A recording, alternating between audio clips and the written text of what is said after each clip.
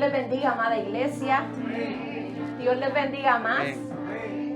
Qué privilegio el poder una vez más estar en esta amada iglesia para adorar al Señor junto a ustedes.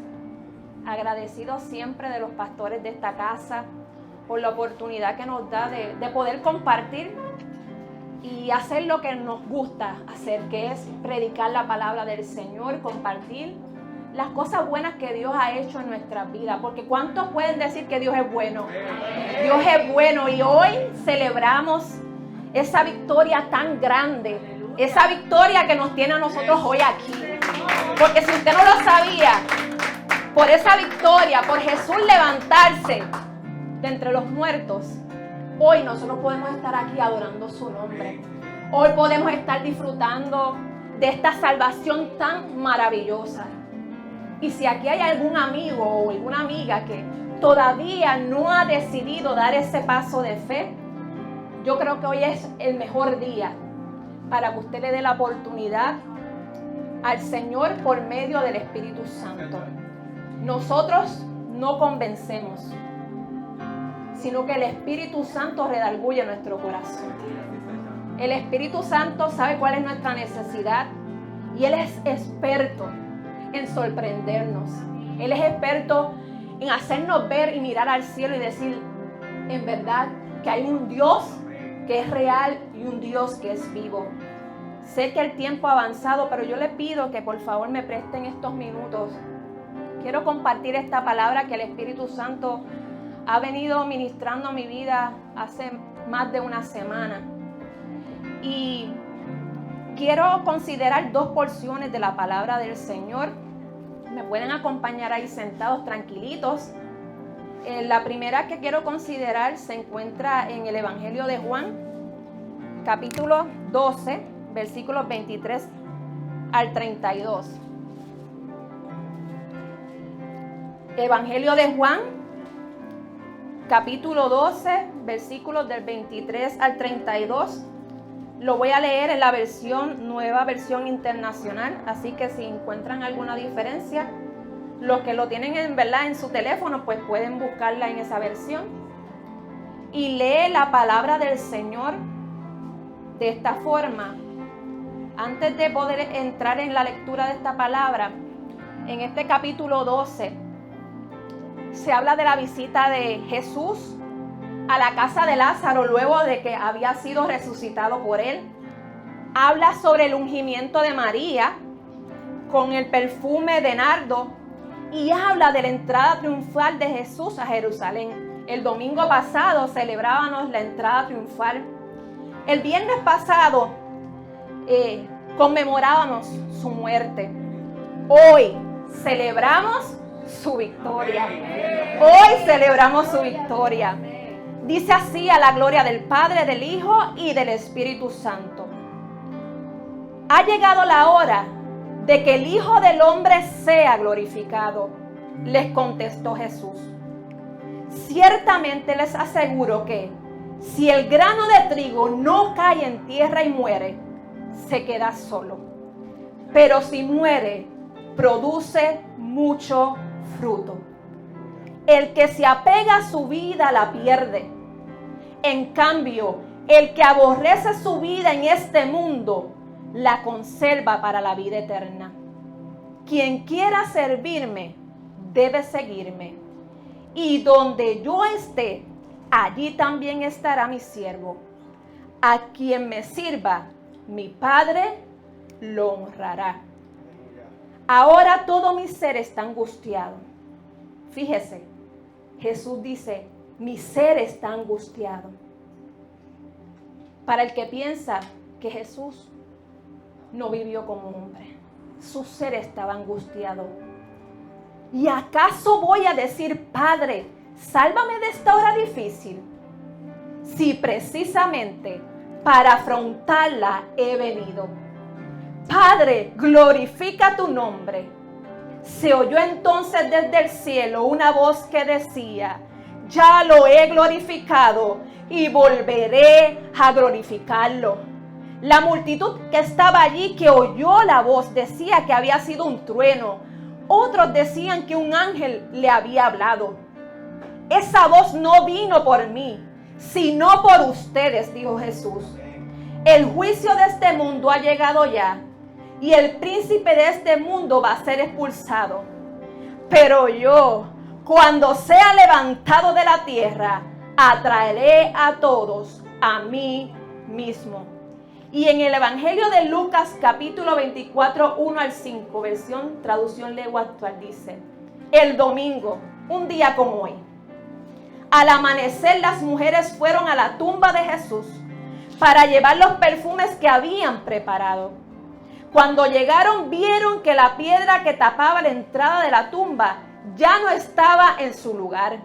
Entonces entraron a la tumba, pero no encontraron el cuerpo de Jesús. Ellas no sabían qué hacer ni qué pensar. De pronto 2 hombres se pararon junto a ellas. Tenían ropas muy blancas y brillantes. Las mujeres tuvieron tanto miedo que se inclinaron hasta tocar el suelo con su frente. Los hombres le dijeron: ¿por qué buscan entre los muertos al que está vivo? ¿Por qué buscan entre los muertos al que está vivo? Y esta plática que yo quiero tener con ustedes, le he puesto como título: se te pide morir, pero se te promete resucitar. Yo lo quiero repetir. Se te pide morir, pero se te promete resucitar. Compartía los otros días a través de la página del ministerio un podcast relacionado al sacrificio del amor de Jesús. Y comenzaba este podcast haciendo esta pregunta: ¿quién será capaz de darlo todo por alguien? No sé ustedes, pero alguna vez en nuestra vida hay alguien que ha hecho algo en nombre del amor. ¿Cuántos han hecho algo en nombre del amor? Yo creo que todos, ¿verdad? Y muchas veces cuando se habla de las relaciones, ¿verdad?, de noviazgo, de matrimonio, muchas veces en nuestra juventud quizás hicimos cosas que miramos atrás y decimos: pero qué locura, yo creo que yo no lo volvería a hacer, ¿verdad? En el caso, ¿verdad?, de que no surgió más nada, ¿verdad?, y todo quedó ahí. Pero cuando yo hacía esa pregunta, me recordaba de una anécdota. Cuando mi esposo, Gaby, y yo éramos novios para finales de la década del 90, ¿verdad? No ha pasado mucho tiempo. Nosotros hemos sido criados en el Evangelio, así que nosotros estábamos en la iglesia y en los juveniles, pues, yo participaba de lo que les conocen las pantomimas, ¿verdad? Ahora hay danza, pantomimas. Yo era parte del ministerio de los juveniles de pantomima y un día los juveniles iban a ministrar al residencial Los Claveles en Trujillo Alto. Así que ese día estábamos preparándonos, pero a mí me dio por no ir ese día, esa actividad. Entonces, pues como ustedes saben, en esa época los celulares ni nada de esto lo teníamos accesible, así que las comunicaciones pues obviamente no se podían dar.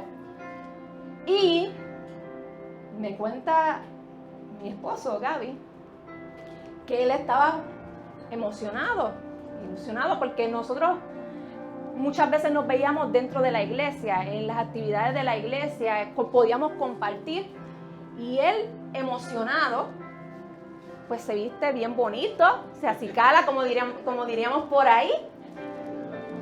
Y entonces, eso no es lo, ¿verdad?, lo grandioso. Él se acicala, no tenía carro, así que él decide pedirle una bicicleta prestada a un vecino, un amigo. Para los que no conocen, nosotros vivimos en Santa Rita, en Gurabo. Así que esa casa de ese amigo queda en la montaña, había que subir. Y así caleadito, él va bien emocionado, le pide la bicicleta prestada a su amigo y por ahí baja por toda esta 181 y se mete, ¿verdad?, hasta la iglesia de la Gloria, a la cual pertenecíamos.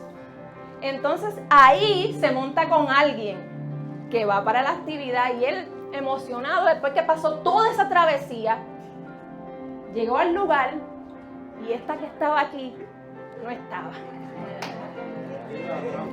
Yo ahora me río, pero eso cuando él me dijo, yo estuve allí, tú no estabas. Todo lo que yo hice para poder llegar a ese lugar, poder compartir contigo y tú no estabas. Ay, pero qué bueno es el Señor, que no es como yo, ¿verdad? Sino que el Señor siempre está presto. El Señor fue capaz de darlo todo por amor de cada uno de nosotros. En el principio, la palabra declara que no había nada, que todo estaba desordenado, todo estaba vacío. Solo la presencia de Dios era quien se movía sobre el lugar. Es ahí donde Dios comienza a crear todo lo que nosotros conocemos. Su palabra declara que nosotros somos su máxima creación. Todo estaba en armonía y en comunión con Dios hasta que el pecado entró a nosotros por la desobediencia del primer hombre en el huerto del Edén. Porque por cuanto todos pecamos, fuimos destituidos de esa gloria de Dios. Así que conocemos la historia de cómo la maldad, de cómo la violencia, de cómo el egoísmo, cómo el materialismo comenzó a gobernar el corazón del hombre por vivir lejos de la presencia de Dios.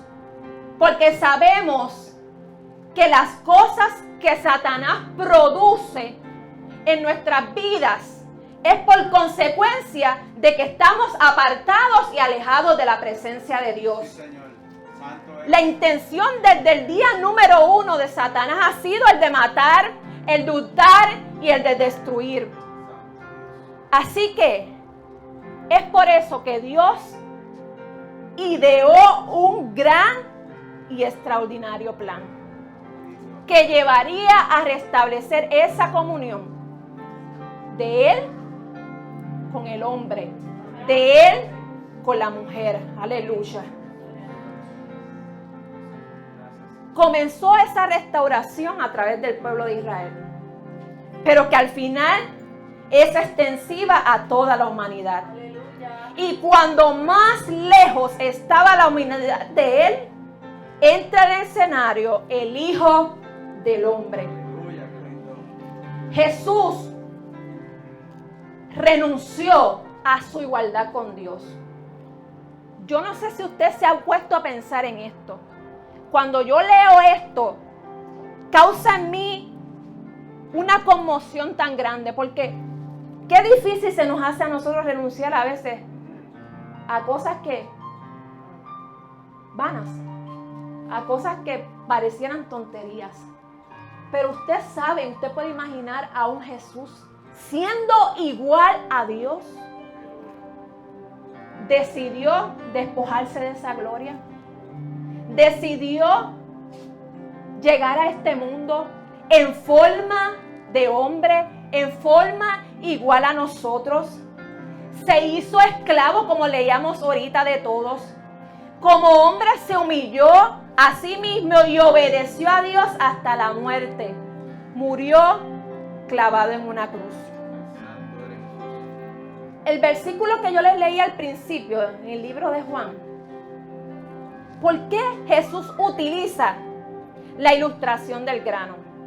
Yo no conozco mucho, ¿verdad?, de lo que es el proceso de sembrar, pero me imagino que aquí hay algunos que están familiarizados con ese concepto. Si la semilla que usted tiene no es sembrada, ¿sigue siendo qué? Sigue siendo una semilla. Pero cuando es sembrada, entra en un proceso que le llaman un proceso de morir, para que en el momento determinado pueda ¿qué? Dar su fruto. Precisamente eso fue lo que Jesús hizo. Jesús dio su vida, la sembró y cuando resucitó produjo un fruto de salvación en la humanidad de todas las naciones y de todas las generaciones. Usted puede entender eso. Jesús tuvo que padecer. Jesús sufrió. Jesús fue perseguido. Jesús fue señalado. Jesús fue juzgado injustamente. Pero Jesús sabía que Él tenía que hacerlo. Que esa era la manera que el Padre había escogido, que era necesario que fuese. Nosotros no tenemos excusas. Porque la vida de Jesús nos demuestra que si Él pudo vencer, nosotros también podemos vencer. No en nuestras fuerzas, no en nuestra propia sabiduría o inteligencia, sino por el poder del Espíritu Santo del Señor. Aleluya. Pero esta historia de amor y sacrificio no acabó ahí. No acabó con su muerte en la cruz del Calvario. Ahí el infierno celebraba su aparente victoria. Aleluya. Pero llegó ese tercer día. Aleluya. Llegó ese tercer día. Yo te quiero decir que quizás hoy tú te sientas derrotado. Que quizás hoy tú estás viviendo situaciones que tú no sabes qué vas a hacer. Que parecen que no tienen solución. Pero como a Jesús, hoy el Espíritu de Dios te dice, el tercer día ha llegado. Tu tercer día ha llegado. Y tú verás la gloria del Señor. Aleluya. ¿Por qué 3 días y no antes? No sé si usted se ha hecho esa pregunta. ¿Por qué precisamente 3 días y no antes? Si Dios podía levantarlo cuando Él quisiera. Dice que la cultura judía, 3 días después de la muerte, indicaba que estaban realmente que muertos. No había probabilidad alguna. Así que Jesús conquista la muerte al levantarse hasta el tercer día. Cuando nosotros buscamos lo que significa el número 3, en el griego significa shelos, significa armonía, significa nueva vida, significa integridad. No sé si usted está conmigo. 3 días significa armonía, significa nueva vida, significa integridad. Y cuando hablamos de integridad es cuando algo está completo, cuando no le falta nada. Así que 3 significa algo que está completo y algo que es bueno. Así que el plan de Dios fue completado cuando levantó a Jesús de entre los muertos. Con esto selló su victoria y produjo una nueva vida para aquellos que creen en Él y decidan seguirle y obedecerle. Porque esta vida cristiana, de eso es que se trata. De reconocer a Jesús como Rey y Señor. De abrir nuestro corazón para que Él gobierne. Significa dejarlo todo para seguirlo a Él. Aleluya. Jesús sabía nuestro apego a esta vida, a los placeres, a las vanidades y a las cosas materiales que este mundo nos ofrece. Él fue muy enfático siempre en su mensaje. El que ame y se aferre a esta vida, ciertamente la va a perder. Pero hace un hincapié extraordinario, porque siempre Dios nos tiene la respuesta. Pero el que decida renunciar a ella, para escoger la vida que yo ofrezco, será preservado para salvación eterna. Que mucho nos cuesta. Porque como humanos al fin, el sistema muchas veces nos lleva a apegarnos a las cosas. Y no estamos diciendo que el trabajar, el luchar, el alcanzar, el desear el bien para con los nuestros sea malo. La diferencia es que esas cosas no pueden tomar primer lugar en tu vida. Tu vida depende del Señor. Tu vida depende del Señor. Él te ha dado salud para que puedas trabajar y ganarte el sustento de cada día. Él te ha dado todas las cosas para que tú puedas disfrutarlas de Él. Pero tenemos que reconocer que todo viene de Él. Que todo es por Él. Y que todo es para Él.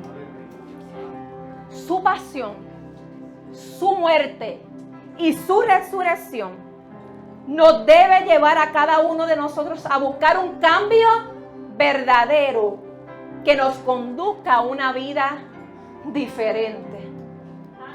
Si tú deseas experimentar una vida diferente, donde lo bueno, donde lo perfecto, donde lo honesto tome lugar, es necesario. No es que hay otra alternativa. Es necesario. No es que tú puedas escoger, aunque el Señor nos da un libre albedrío. Pero si tú quieres una vida diferente, una vida victoriosa a pesar de las circunstancias y los problemas, porque no estamos exentos de ello. Jesús no lo estuvo. Pero hay una garantía. Yo voy a estar contigo en medio del caminar de tu vida. Yo voy a estar contigo cuando todos te abandonen y te sientas solo. Yo voy a estar contigo acompañándote en medio de los procesos. Quizás los tengas que pasar y son inevitables, pero en medio de ese proceso la presencia del Espíritu Santo está con nosotros. Es el que te fortalece, porque nosotros no somos fuertes nada. Nosotros somos vulnerables y rápidamente la angustia llega a nuestra vida y rápidamente el temor llega a nuestras vidas. Pero la presencia del Espíritu Santo en nosotros es la que nos dice, no es con tu fuerza, es con las mías. Cuando se acaban las tuyas, ahí están las mías.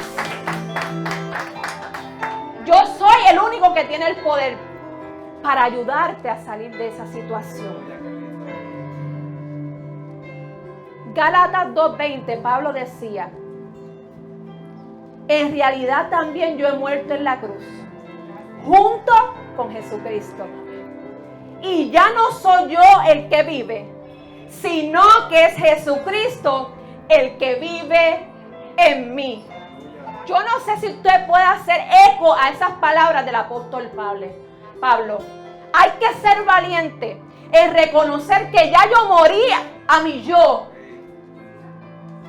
Porque he dado la oportunidad y he dado el paso para que sea Cristo quien vive en mí. Así que ahora vivo gracias a esa confianza en el Hijo de Dios. Porque Él me amó y quiso morir para salvarme. Concluyo con estos 3 puntos que yo quiero que tú te lleves en tu corazón. Y que día a día puedas reflexionar en él.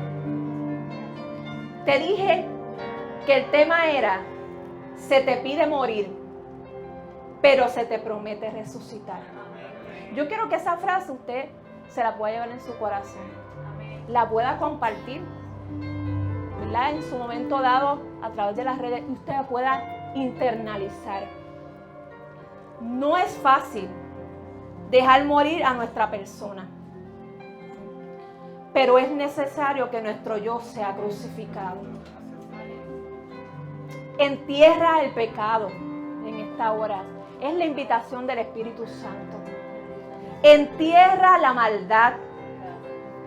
Entierra las obras de la carne. Ya no pueden tener lugar en tu vida. Y mucho menos gobernar tus pensamientos y acciones. Hay promesa del cielo para ti. Que serás levantado con poder y gloria para dar testimonio de que Jesucristo vive y que su Espíritu Santo mora en nosotros y opera en medio nuestro. Es hora que tu vida, es hora que mi vida muestren los frutos de ese Espíritu Santo. Paz. Que tu vida refleje paz. Que tu vida refleje gozo. Que tu vida refleje esperanza. Que tu vida refleje fe. Que tu vida refleje mansedumbre. Que tu vida refleje templanza. Porque contra tales cosas no hay ley. ¿Sabías que el fruto del Espíritu Santo en tu vida es el testimonio de que Dios vive? De que Dios vive, de que Dios vive, de que Dios vive y es real en nuestra vida. Dios no es un Dios que está allá en el cielo, enajenado de nuestra realidad. Dios no es un Dios que ha cerrado sus oídos.